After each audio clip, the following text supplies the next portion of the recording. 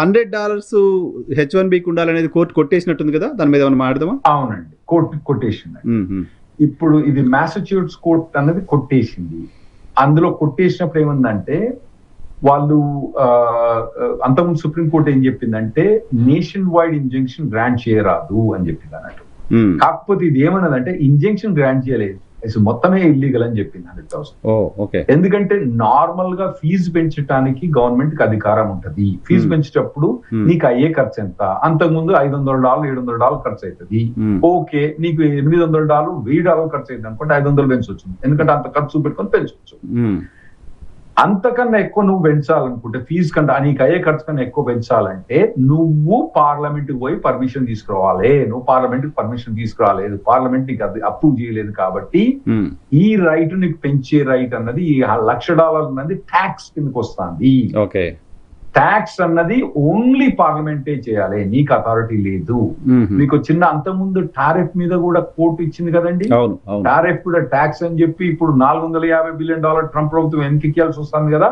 అదే బేసిస్ మీద కాంగ్రెస్ కి, అంటే మేము కాంగ్రెస్ అంటే పార్లమెంట్ కి అథారిటీ, నీకు అథారిటీ లేదండి. కాకపోతే ఏంటంటే ట్రంప్ ప్రభుత్వం ఏముంటుందంటే మేము దీనికి అప్పీల్ పోతాము, దీని మీద స్టే పట్టుకోవడానికి ట్రై చేస్తాము.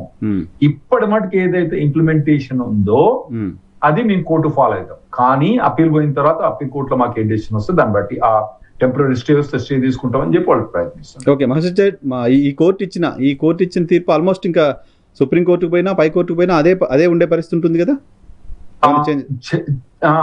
ఉంటదండి, ఉండే ఛాన్స్ ఉంటది. కాకపోతే కొద్దిగా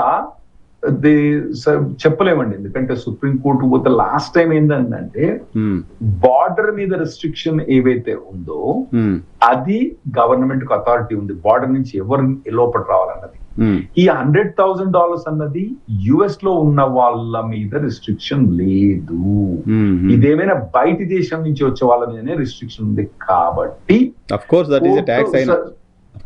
ట్యాక్స్ అయినా కూడా బయట దేశం నుంచి వచ్చే వాళ్ళ మీద రిస్ట్రిక్షన్స్ ఉంది కాబట్టి కొద్దిగా డౌట్ ఉంది, సర్క్యూట్ కోర్టులో ఇటు పోద్దా అటు పోద్దా. సో మళ్ళీ దాన్ని కోరిలేట్ చేయొచ్చు కదా. అప్పుడు టారిఫ్స్ కూడా బయట కంట్రీస్ పైన టారిఫ్స్ చేశారు, అది చెల్లదని కోర్టు కొట్టేసింది. ఇప్పుడు బయట నుంచి వచ్చే వాళ్ళపైన వేస్తున్న ట్యాక్స్ కూడా కోరిలేట్ చేయొచ్చేమో కదా.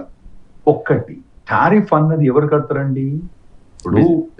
ఇప్పుడు మన దగ్గర నుంచి మెడిసిన్ పంపుతున్నాం, మెడిసిన్ పంపితే ఇక్కడ ఫార్మాస్యూటికల్ కంపెనీ ట్యాక్స్ కట్టదు కదా. అక్కడ పోయిన తర్వాత ఎవరైతే ఇంపోర్ట్ చేసుకుంటారో వాళ్ళు ట్యాక్స్ కడతారు. ఇంపోర్ట్ చేసుకున్న వాళ్ళు యుఎస్ సిటిజన్స్, యుఎస్ కంపెనీస్ అందులో. అయితే అందుకోసం ఇందులో కూడా ఇక్కడ కంపెనీస్ అన్ని కట్టేది కూడా యుఎస్ కంపెనీస్ ట్యాక్స్ కట్టారు. కాకపోతే ఏంటంటే ఇది ఒక కప్పుని తీసుకొచ్చింది కాదు, ఒక మనిషిని తీసుకొస్తాను. ఒక మనిషిని తీసుకొచ్చిన అతను టెర్రరిస్ట్ కావచ్చు, అతను ఏం కావచ్చు, వాటన్ని కావచ్చు. కాబట్టి గవర్నమెంట్ ఎక్స్ట్రా రైట్ ఉంటది ఇతని మీద అని చెప్పి last time supreme court decision ఇచ్చింది.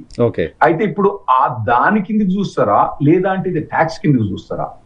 అయితే ఇక్కడ కూడా వాళ్ళు గవర్నమెంట్ వినిపించింది ఆర్గ్యుమెంట్ ఏమనంటే ఇది పర్సన్ మీద రిస్ట్రిక్షన్, ట్యాక్స్ కాదంటది.